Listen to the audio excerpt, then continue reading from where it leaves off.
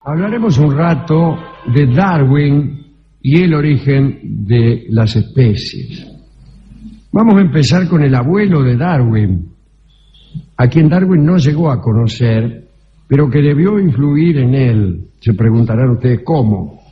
Contestaré yo que el abuelo escribía libros. Se llamaba Erasmus Darwin, era médico, amante de la poesía clásica, pero en política era un impetuoso jacobino.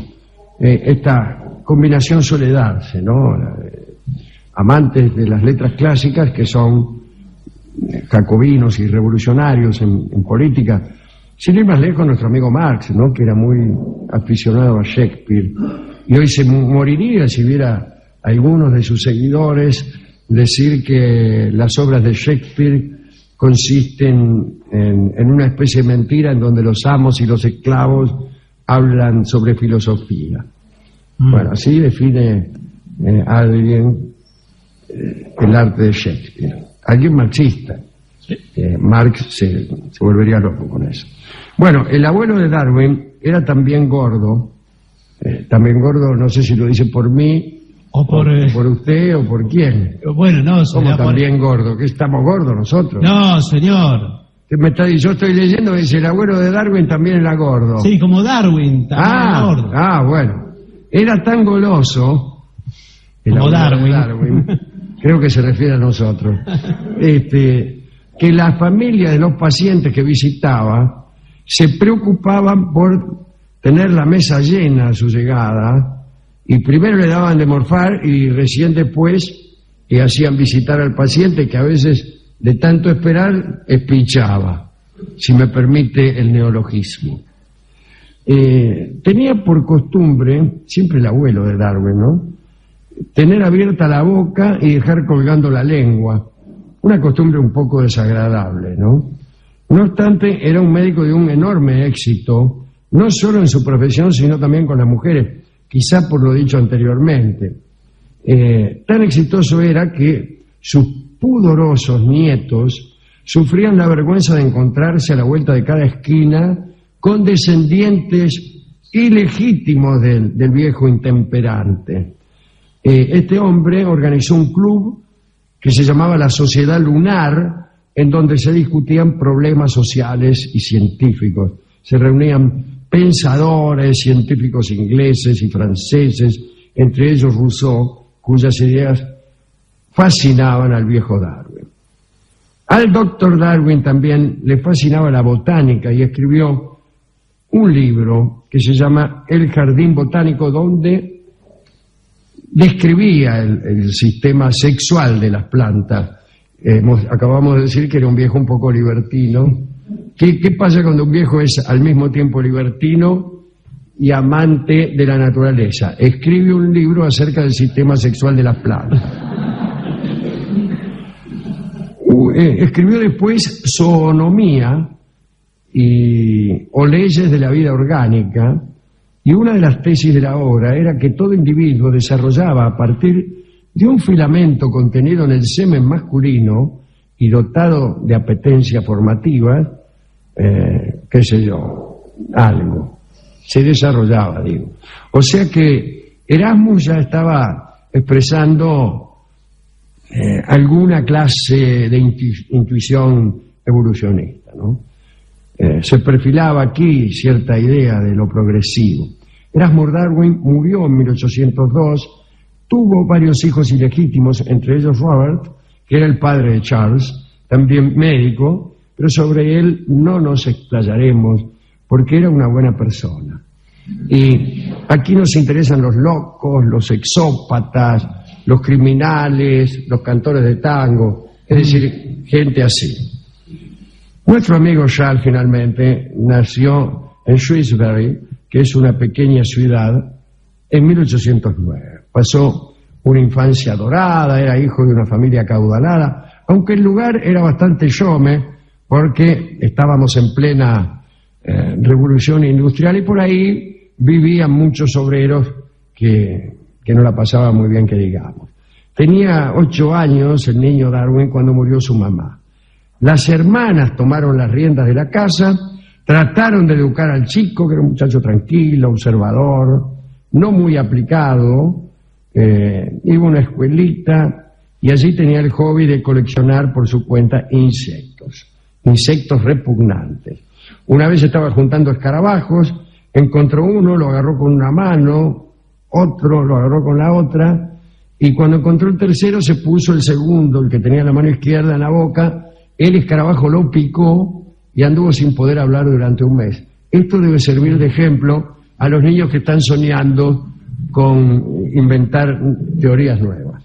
Los va a picar un bicho y no van a poder hablar por un mes. A los 16 años lo enviaron a la Universidad de Edimburgo para estudiar medicina. Seguro que lo obligó el padre. Y allí sintió una inmensa repugnancia por la enseñanza que se impartía y por la medicina en general, ¿no? El padre, viendo que los estudios del chico no eran ni para atrás ni para adelante, le propuso seguir con la carrera eclesiástica. Y Charles lo pensó durante un tiempo, se interrogó sobre su vocación religiosa y después aceptó. Fue a la Universidad de Cambridge, pero la formación religiosa comprendía algunas nociones científicas aceptadas, ¿no? Allí comenzó a leer, a adquirir algunos materiales de teología natural, y por ahí llegaban a sus manos cosas más avanzadas, como por ejemplo las escritas por su propio abuelo, ¿no?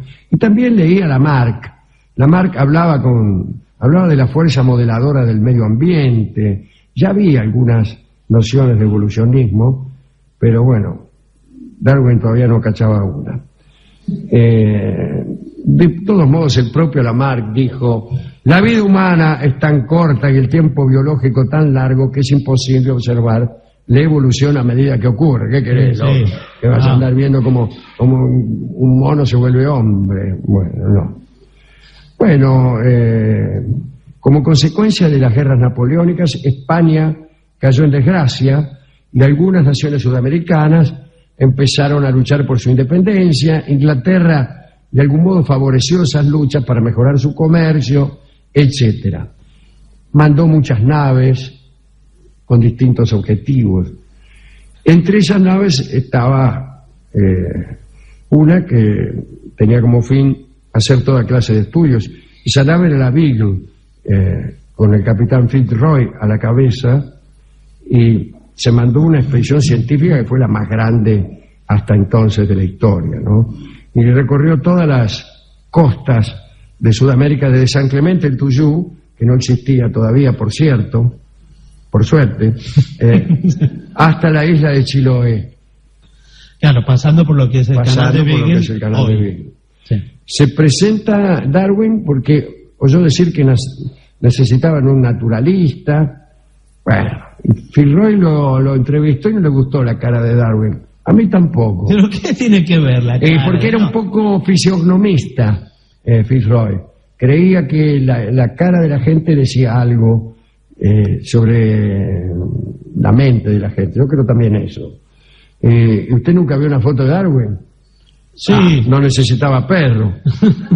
Lo vio y dijo, tómesela. Bueno, al final, no sé con qué acomodo, anduvo por ahí, ¿no? Darwin era más bien una molestia para todos, porque en cada puerto se bajaba, juntaba insectos, bichos, llenaba todo el barco de porquería, sí, ¿no? Cuando llegó al sur argentino, anotó el parecido entre los fósiles de algunas especies ya extinguidas y los esqueletos de especies vivientes en la Pampa. Después descubrió que ciertos ñandúes eran reemplazados por tipos distintos pero semejantes. Cada zona estaba poblada por una forma representativa diferente. Y al parecer, eso no era el resultado de creaciones separadas, sino consecuencia de la separación geográfica. Entonces, ¿cómo? ¿No era que Dios creó a todos los animales expresamente, dijo Darwin, allá entre sí, ¿no? Cuando nadie lo escuchaba? Durante el viaje tuvo algunos encontronazos con el capitán, pero bueno, no pasaron a mayores. Al regresar tuvo la idea de casarse. Cuando llegó a Inglaterra se sorprendió con los honores con los que lo recibieron. había adquirido una celebridad que no esperaba y se casó con su prima, no con su prima, Barton. No, ya sé. No con la prima de él. El 29 de enero de 1839, le digo por si le viene de festejar. Se mudaron al número 12 de la calle Upper Gorwell de Londres y tenían una casa ahí, tipo la llenó de bichos también, casa linda. Y ahí estuvo, empezó a escribir sin mostrarle nada a nadie, un esbozo de lo que sería el origen de las especias, ¿no? Bueno, en realidad perdió la carrera porque hubo otro que publicó esta misma teoría antes que él, y que fue Wallace. Wallace lo escribió antes. Había algunas trabas socioculturales que obstaculizaban naturalmente esta clase de teorías, ¿no? Una era la visión bíblica de un único creador con seres estables, o la visión griega, platónica, según la cual el mundo físico era un espejismo del cual se podía obtener poca información confiable, ¿no? Las únicas cosas que existían eran las ideas, las cosas inmutables. Bueno, qué sé yo. Trabajaba muchas horas Darwin, mucha debilidad, mucha jaqueca, palpitaciones. Bueno, escribir es lindo cuando ya está escrito, pero si no te dan todas esas cosas. Pero más bien parece que el origen de sus males era una enfermedad infecciosa que se agarró en las pampas argentinas. Y esto pudo haber sido el mal de Chagas, ya que él decía que lo había picado un gran insecto negro, la vinchuca probablemente. En 1844 completó la redacción de El origen de las especies. Bueno, qué sé yo, le costó mucho. Y había obtenido el resultado de explicar el desarrollo del designio por obra de la casualidad. Reunió principios de variación aleatoria, ¿no? La supervivencia del más apto. Suele pensarse que esto de irse modificando las especies sucede del siguiente modo. Por ejemplo, hay un lugar montañoso y se observa que las personas que viven allí tienen extremidades inferiores poderosas. Entonces, uno piensa que los hábitos, por ejemplo, subir muchas montañas, van modificando la especie. Entonces un tipo que usa mucho las piernas después tiene hijos de piernas poderosas. Todos creen que es esa. No es esa. No, eso no es la teoría de Darwin. Funciona de otro modo, miren. Si los hábitos generaran información genética, los futbolistas tendrían hijos con piernas gordas. Y no, o no es así. O los rengos, hijos de una sola pierna. ¿Qué es eso? No sé cómo decirlo. Sucede esto, miren. Si usted vive en la montaña, un montón de hombres viven en la montaña, les va a ir mejor a los que tengan piernas poderosas. Y los que tengan piernas finitas, un poco desarrolladas, van a prosperar menos. Muchos se van a caer al abismo. Van a prevalecer los de las patas peludas. Y van a haber más personas de piernas gruesas que personas de piernas finas, porque las de piernas finas se van a morir más pronto, van a conseguir menos novias. Es decir, la estirpe va a tener menos posibilidades de prevalecer. Y al cabo de un tiempo, casi todo el mundo en esa región va a tener piernas gordas. Por ahí, esa es la forma de la selección. No que los tipos que miran mucho van a tener hijos de ojos grandes.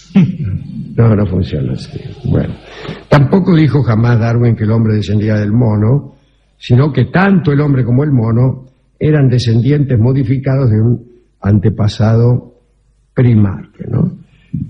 El caso es que para los científicos creacionistas, Darwin se convirtió en el hombre más peligroso de Europa. Sufrió mucho y al final de su vida publicó El origen del hombre y la selección con respecto al sexo, y un día se murió. Murió a los 73 años y la sociedad a la que tanto había escandalizado le tributó los honores máximos. Se lo sepultó ahí en la abadía de Westminster, junto a Newton, junto a Faraday, todos esos tipos, ¿no? En 1925, en el estado de Tennessee, había un maestro llamado John Thomas Scope, que enseñaba la teoría de Darwin, y le prohibieron hacerlo. Y le dijeron que no lo hiciera, que no le enseñara a los chicos eso. Y el tipo se lo siguió enseñando. Entonces vino un tipo y lo denunció. Y le hicieron juicio. En el año 1925, ya en nuestros tiempos. Y para defenderlo vino desde el este el famoso abogado Clarence Darrow, que era un defensor de muchas causas, a veces de criminales. Aparece en el libro Compulsión. Yo no sé si alguno de ustedes lo habrá leído. Ese libro que tenía un par de anteojos en la tapa y que contaba la historia de dos chicos. No me voy a acordar el nombre. Uno de ellos es Judah Steiner, que cometen un crimen, matan a un niño, y el defensor es Darrow. Bueno, Darrow viene a defender a Scope, y eso tiene un eco nacional, y la nación se divide entre creacionistas y evolucionistas. Finalmente pierde el juicio el maestro Scope, y igual lo condenan a una pena simbólica, creo que son $100 o $1, no me acuerdo. De esos, pero igualmente eso llama la atención de toda la nación, y es realmente una fuerte ayuda para la causa darwiniana en una nación como los Estados Unidos de América, donde hoy todavía un porcentaje elevadísimo de su población cree que el mundo fue creado en 6 días, no de un modo metafórico, sino de un modo literal, que la Tierra fue creada un día de agosto del año 4004 a.C., y que su creación duró 6 días, y que todo lo que dice la Biblia es verdadero desde el punto de vista científico y no metafórico.